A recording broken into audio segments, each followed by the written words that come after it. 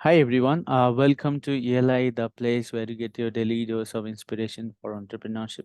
And today we have with us Mr. Santhosh Mahalingam, who is the co-founder of Mikro Grafeio, which enables local economies to thrive by creating employment opportunities. Hi Santosh, welcome to ELI. Good evening. Thank you, Priya Ranjan. I'm glad to be here and thank you for this opportunity. A very good evening, Santosh. I would request you to introduce yourself to our audience, please. Sure. Thank you. So, my name is Santhosh Mahalingam. I've been in the banking industry for the last 27 years.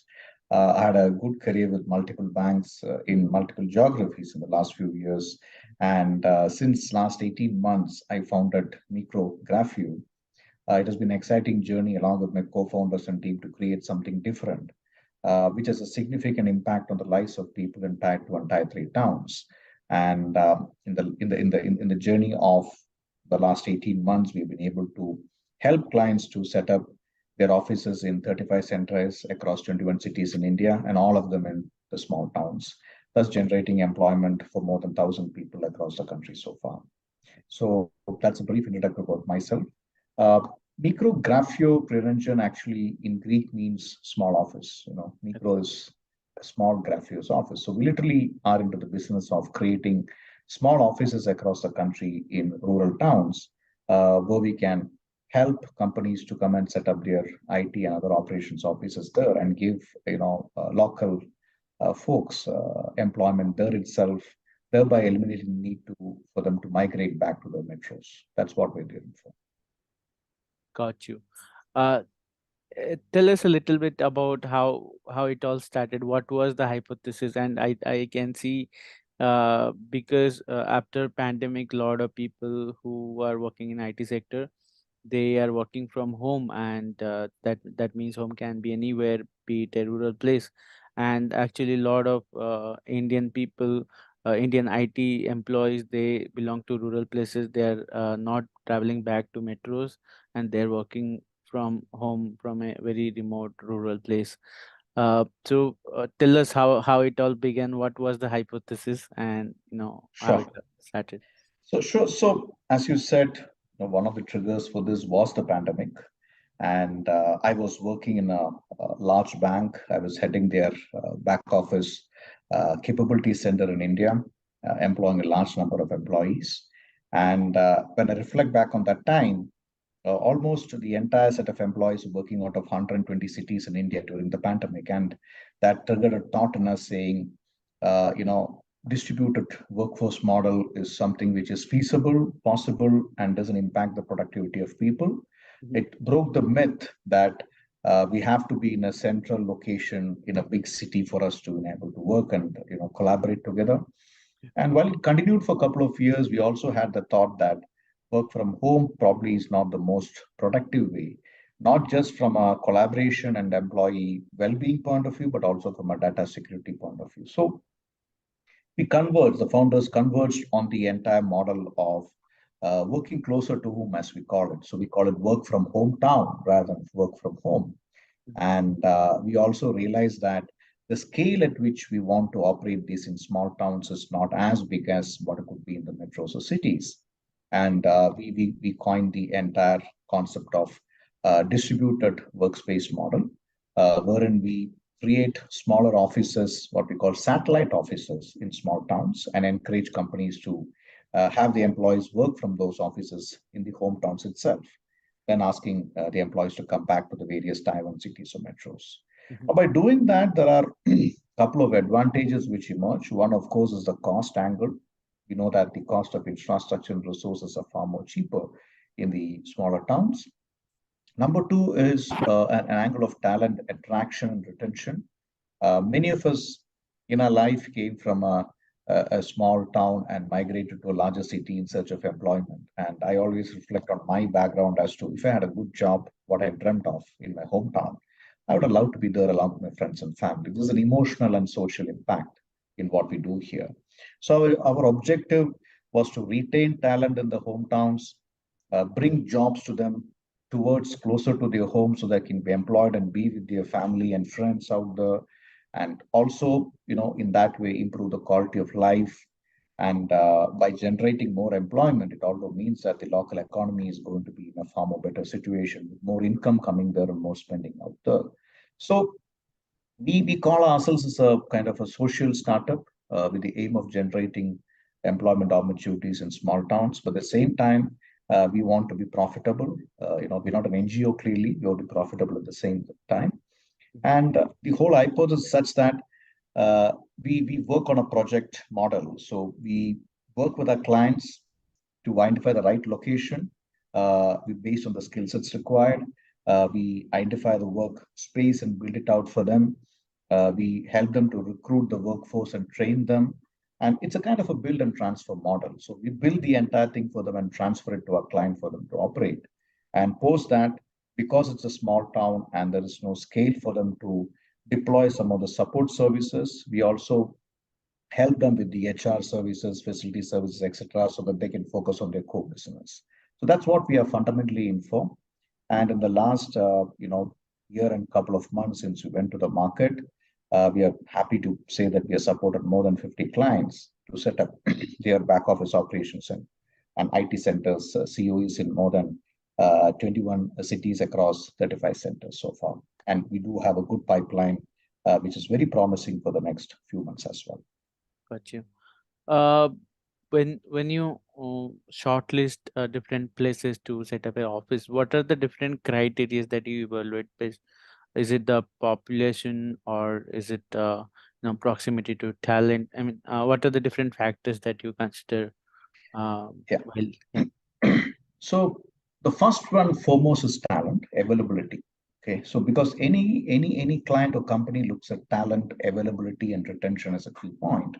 So, for example, there's a tech company who wants to set up their center of excellence in Oracle or center of excellence in cloud support. We look at what are the kind of engineering talent available in those towns in the surrounding sectors, and we also look at a hub and spoke model, how we can develop the surrounding towns. We can do more centers out there. We also look at availability of lateral talent who are there, some experienced folks who have been working with other companies to support it. So that's a primary criteria. But we also look at is there a reasonable social infrastructure? So if somebody wants to move from, say, for example, a city like Chennai to Salem, for example, we look at whether there's a reasonable infrastructure in that sense to come in there. But the good part is with a lot of development in the last few years, that has not been wanting at least. So to a large extent, it is talent availability and the cost of operations what drives us to those towns. And we have seen very encouraging, results with our research in terms of many other towns. It was unbelievable. We have found there are small towns which I've not heard in my life, probably having 35 engineering colleges surrounding them. Okay, and that's Okay. a talent who normally migrate back to cities to in search of work. Mm. So that was all realization for us also when we started the journey. Tell us some names of the cities where you found there is a great So possibility. So we operate primarily in south of India as of now. We have not yet expanded to north or the west or the east. So we have our centers operating as deep as a city called Tirunelveli in south. Mhm. We have our centers in Trichy, Salem. We're opening up in Madurai. We have in Coimbatore. We have in Mysore. We are opening up in Hubli and Mangalore. Mm. In Kerala, we have in Trivandrum, Kochi, and Calicut, and obviously we have some offices in Bangalore and Chennai as well. In the near future, we are looking at Visakhapatnam as well as Vijayawada to move ahead, and maybe in Maharashtra we look at Nagpur as well. So those are the kind of towns we want to go ahead in the next 1 year. Got you. Uh, Now, would love to understand your entrepreneurial journey and tell us about what motivated you to become entrepreneur, or to switch from a career of banking to something that is setting up office spaces for other companies. So, well, it was as I said, the after spending 27 years in the banking industry, obviously there's a big leap of faith which I took Mm-hmm. uh, along with my other co-founders. So my other co-founders are all well established in their career. A couple of them were in the travel industry, working with reputed names in Middle East. and the co-founder is from an HR background, and he's based in US. So we all were well settled, and but there was something in us we want to do something different. You know, you've done enough in a corporate career and want to do Yeah. something. And during the pandemic time, we were connecting and talking about multiple options of what we can do. And this opportunity struck us in terms of, hey, this is a niche area which we are looking for and which we really wanted to work towards to. And clearly, you know, we all were having a common vision. And all of us came from a similar background of migrating from a small town to a big city in search of jobs. So it resonated with us that we had to do that. Mm-hmm. So, you know, I took the plunge in 18 months back, resigning my job and starting this. And, you know, for us, more than anything else, while obviously, as I said, making profits, etc., are important, there is this drive of a social impact which pushes us forward. The more jobs we try to bring into small towns, and we feel that X number of college graduates are getting employed in their hometown, you know, it gives a sense of satisfaction. So I'll give you one example. We were looking for a few IT resources to be recruited in this town called Tirunelveli, which is deep Mm-hmm. south. Mm-hmm. And we tried to reach the candidates. Now, the interesting part was people who were applying were all working with companies which are based in Chennai, Okay. and those companies wanted them to come back to Chennai, and they don't want to leave Tirunelveli, which is their hometown. So they had applied for the jobs which we posted, and because they want to be there along with Mm-hmm. their parents and you know, relatives and friends, etc. And they're very happy with the kind of environment they have and the kind of salaries they get. So when you go to a town and start creating jobs, and when people call from the saying, I like to have a job here, especially women who find it difficult to migrate, okay, Mm-hmm. that gives us a sense of satisfaction in terms of how we drive it. So, well, everything else, the kind of work you do on building a startup, building the team, putting in the process, raising funds, but the fact that so far, you know, we have been a catalyst to create more than 1,000 jobs in South India in small towns leaves a lot of sense of satisfaction and success. So that is the binding force which, you know, pushes us forward every day. How did you get your first client?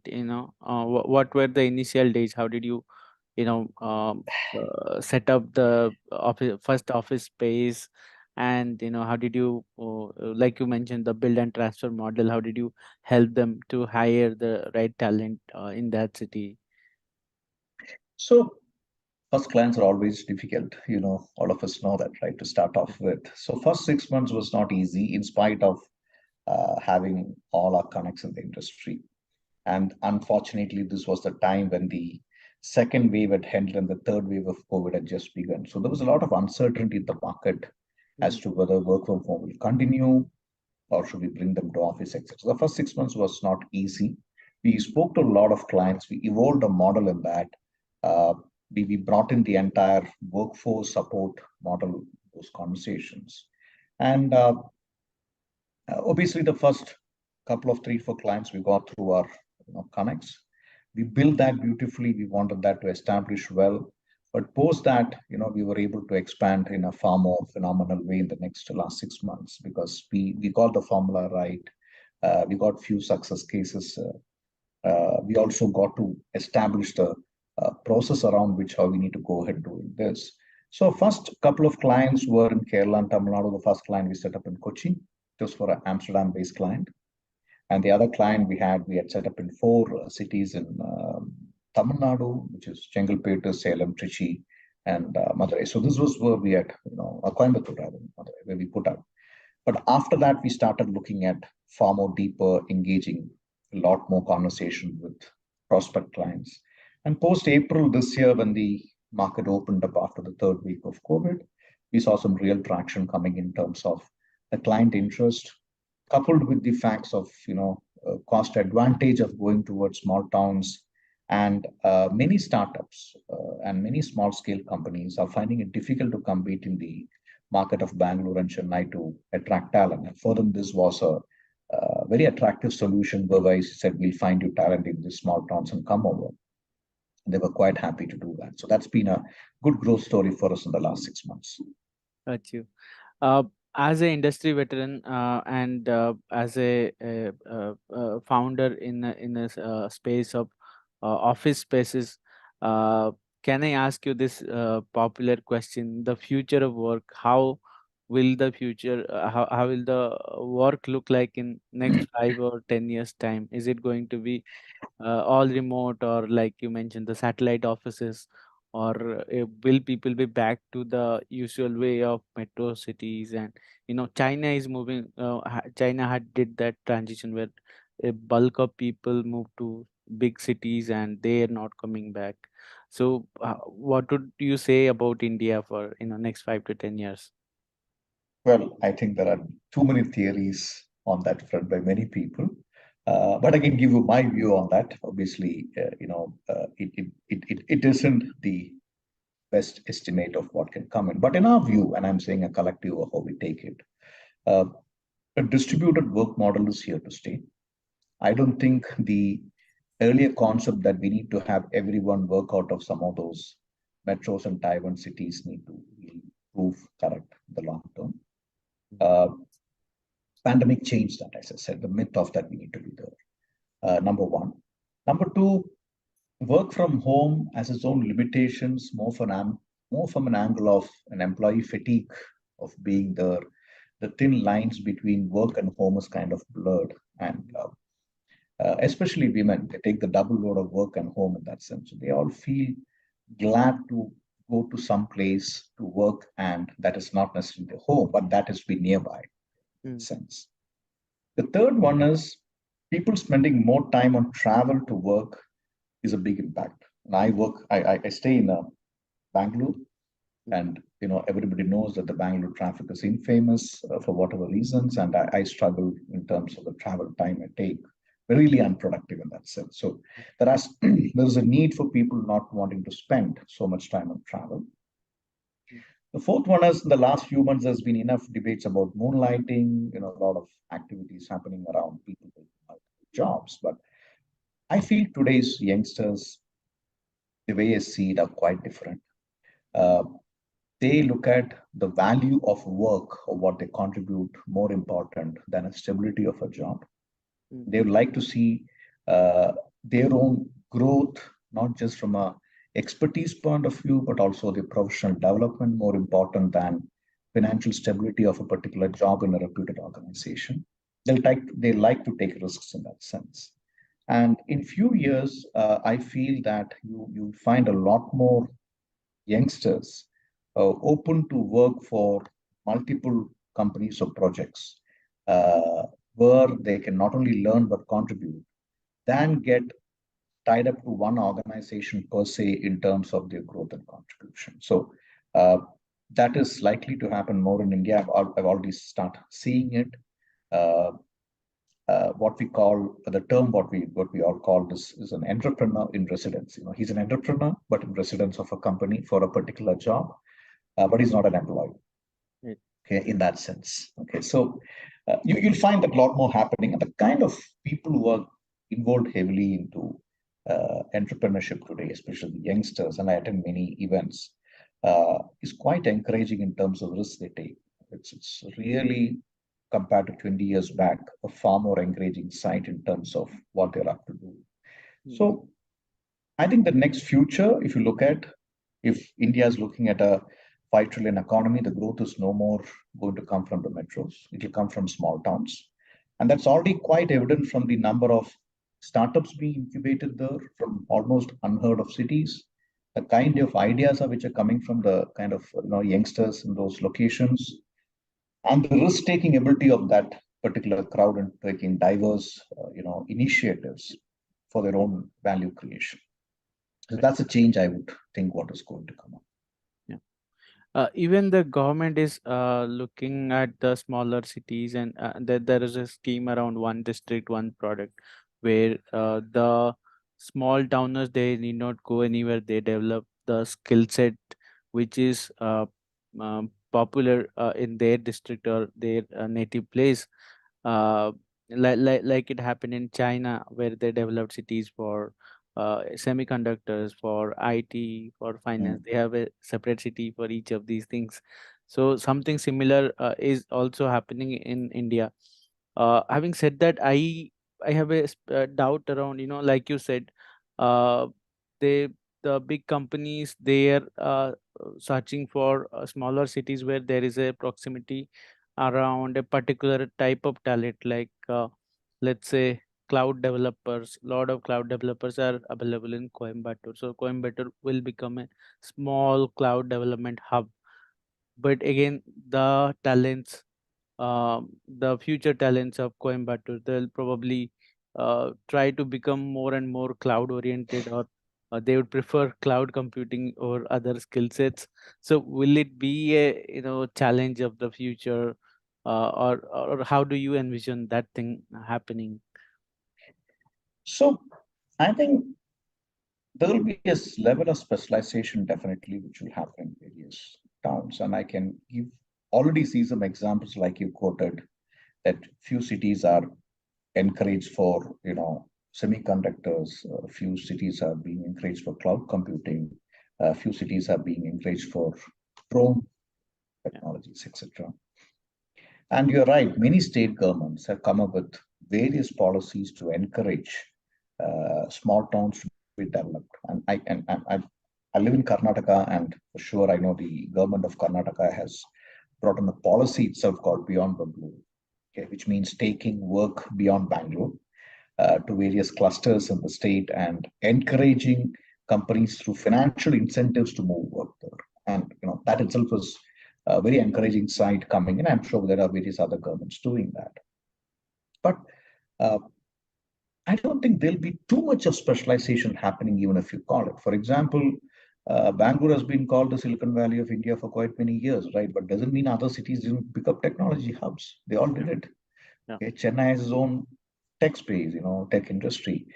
We have many other cities in India which picked up beyond Bangalore after the initial 20, when I talk about initial few years, I'm talking about 20, 25 years back. Mm. So while it just happened, and invariably there are few sectors where there'll be some focus, like Bangalore was tech, Chennai was more of a banking back office hub, which Mm. happened. Hyderabad was competing on technology development. Some of the voice-based work went to Noida and Gurgaon. Mumbai was more of a financial services hub. It just naturally evolved and happened in that sense, right? But there was always opportunities everywhere. In that way, you will see certain small towns like Coimbatore or Mysore, for example, which is being pitched as a semiconductor hub, Coimbatore on cloud. Uh, those will evolve, but that doesn't mean others don't have a kind of place in the whole scheme of things. It'll always be a mix of talent coming in, while that particular town may be known for a kind of work which is prominent. They'll start doing a lot more than that. That's my take on it. Gotcha. What are the challenges of running a unique business model like yours? Of course, you mentioned COVID was a big challenge, but from a logistic point of view, uh, from a tactical point of view, what are the day-to-day challenges? Well, like any other business which you run, we do encounter the same day-to-day challenges of meeting client demands, having people issues, controlling cost, uh, reviewing top line, etc. But for us, the biggest challenge in our business, as I say, where I say bringing work towards small towns, is our continuing effort to convince some of the larger players, Mhm. okay, in the industry today uh, to move work to small towns. Some companies historically have taken very early steps in doing that. Some of the IT companies in India. Years back, they spread their development into many, many towns. Many have not done that, but we feel they can do more and they can be the torchbearers of this effort. But so far, I've not seen it. A lot of what I call MSMEs, micro, small, and medium enterprises, have taken a giant leap towards bringing work closer to hometowns. The larger companies in India, especially in the IT and ITS sector, I believe can do a lot more. Mhm. But there's a wait and watch because they believe that currently they have the infrastructure and the people in metros. They're not in a hurry to do that. But the challenge I see is they may be pushed to do that at some point of time. Better take that step far before than getting pushed to do that. And for us, we continue the conversations with them to convince them that this model is long term and do it. And we'll continue until we are able to convince them in the near future. Got you. My final question for you: what would you say is the meaning of entrepreneurship for you? How would you define the term entrepreneur, or who is an entrepreneur as per you? Somebody who strives to do what he believes is right for a sense of fulfillment, because that has to come within, right? It's easy to work, but I've seen the both the worlds work for many years and I've started doing. And uh, you don't give in to the kind of risks and pressures what you have, and able to live a dream and fulfill that dream. And takes probably a lot of effort, uh, persistence to get there. And one has to continue to focus on that, the vision of what you have, persuade a lot of people, convince a lot of people, and lead the way in terms of articulating the vision and sort of taking all concrete steps to achieve the vision. That's the difference, what I see in entrepreneur. Well, thanks for your time, Santosh, and it was a great pleasure to have you on our platform. Sure. Thank you very much. I really enjoyed the conversation. And thank you, ELI, for this opportunity for Mikro Grafeio, and hope to be connected again. Thank you very much. Thank you, Santosh.